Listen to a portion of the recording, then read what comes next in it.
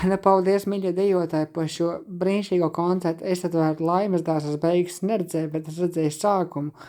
Jūs bijāt vienkārši brīnišķīgi tajā Daugavas stadionā. No jums smirdzēja zvaigznes. Jūs esat tādas Latvijas zvaigznes, kas tiešām piepildīja Latvijas mazo dvēselīti. Un tiešām tās asaras vienkārši joprojām ir.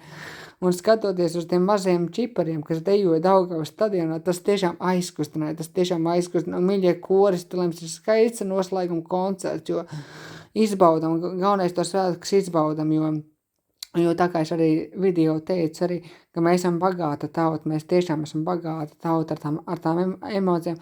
Uz gājienu gan es nebūšu, bet esmu domās ar jums, jo tās sajūtas tik skaistas un tiešām esam uzbūši to Daugavas stadionu. Šogad vienkārši bija tiešām brīnišķīgi un tās emocijas tiešām silda sirdi un tie dejotāji tādi malaģi, jo es esmu arī pats dejotājs un es zinu to sajūtu, ka tu sanāc kopā ar visu Latvijas tautu un tu izbaudi tās emocijas.